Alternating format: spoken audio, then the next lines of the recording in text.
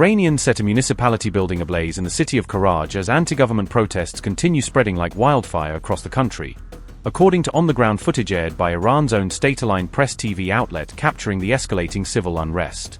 This fiery incident unfolding on January 9th came just days after the nation's main state broadcaster building mysteriously went up in roaring flames during earlier demonstrations, signaling organized resistance against regime infrastructure. Demonstrations continue relentlessly spreading from city to city across all corners of Iran, primarily driven by ordinary citizens' desperation over the rial's catastrophic plunging value against major currencies and the parallel soaring hyperinflation devastating household budgets.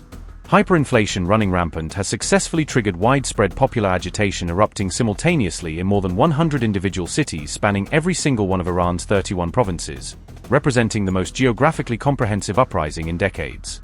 Video footage captured roaring crowds that could clearly be heard passionately chanting death to the dictator over and over, with a provocative slogan making explicit deadly reference to Iran's aging supreme leader Ayatollah Ali Khamenei himself. Meanwhile, Iran's exiled Crown Prince Reza Pahlavi has publicly urged all protesters through social media channels to courageously continue their street demonstrations without fear, promising international support awaits regime collapse.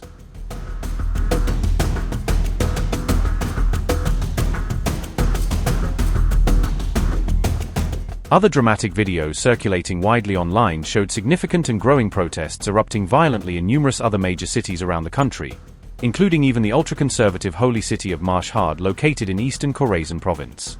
In the capital Tehran itself, another symbolic target, a prominent mosque, was deliberately set ablaze by determined protesters who could be seen openly parading the pre-1979 Sharia royalist flag, according to New York Times verification.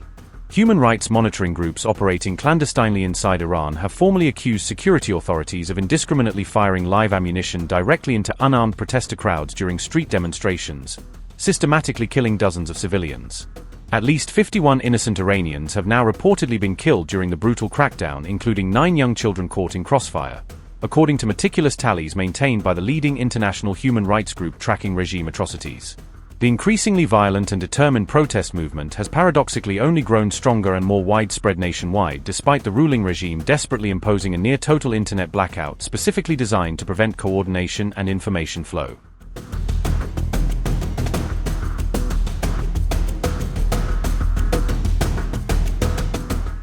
As domestic tensions threaten to boil catastrophically over into full revolution, Iran's supreme leader Ayatollah Ali Khamenei has publicly condemned all the protesters as dangerous foreign-backed rioters, explicitly bidding the governments of the United States and Israel.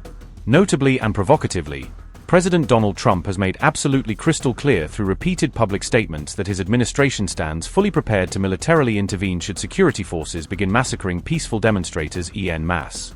Meanwhile, Ayatollah Khamenei has directly blamed US President Donald Trump personally for deliberately inciting and orchestrating all the current unrest destabilizing the Islamic Republic from Washington through psychological operations. Iran's permanent mission also urgently dispatched a formal diplomatic letter straight to the United Nations Security Council formally blaming the United States government for deliberately turning initially peaceful economic protests into calculated widespread vandalism campaign. How long do you think the Ayatollah will be in power after what we've seen play out on the ground there? When is the U.S. going to get involved now that reports of protesters being killed on the ground? So Iran's in big trouble. It looks to me that the people are taking over certain cities that nobody thought were really possible just a few weeks ago. We're watching the situation very carefully. I've made the statement very strongly that if they start killing people like they have in the past, we will get involved. We'll be hitting them very hard where it hurts. And that doesn't mean boots on the ground, but it means hitting them very, very hard where it hurts. So we don't want that to happen. There have been cases like this where President Obama totally backed down. But this is something pretty incredible that's happening in Iran. It's an amazing thing to watch. They've done a bad job. They've treated their people very badly, and now they're being paid back. So let's see what happens. We're watching it. We're watching it very closely.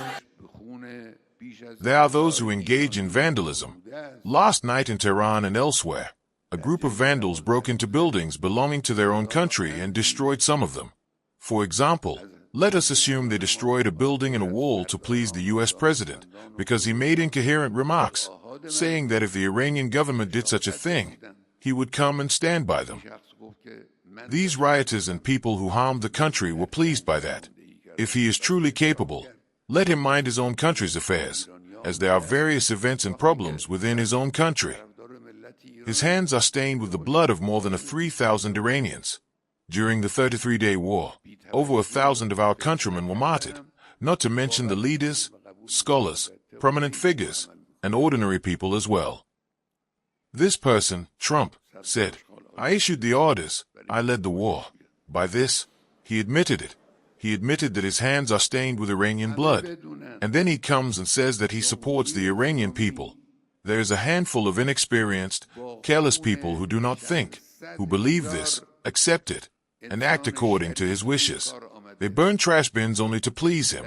Let everyone know that the Islamic Republic was built on the blood of hundreds of thousands of honorable people, and it will not show leniency toward those who engage in vandalism. Serving foreign powers is unacceptable. Whoever you are, if you become a tool for foreigners and work for their interests, the people will reject you, and the Islamic system will reject you as well. As for that one sitting there in his arrogance, speaking as if he judges the entire world, let him know that tyrants and oppressors throughout history, like Pharaoh and Nimrod, Reza Khan, Mohammad Reza, the Shah of Iran, and others like them, fell when their arrogance reached its peak, and this one will fall too. Dear youth, safeguard your faith, your awareness and political consciousness, your presence and readiness, and your seriousness in the path of the country's progress. Preserve your unity. Preserve unity. A united people are capable of overcoming any enemy. The Iranian security apparatus, alongside top judicial authorities, have collectively issued a menacing series of perfectly coordinated public warnings threatening mass arrests and executions against ringleaders.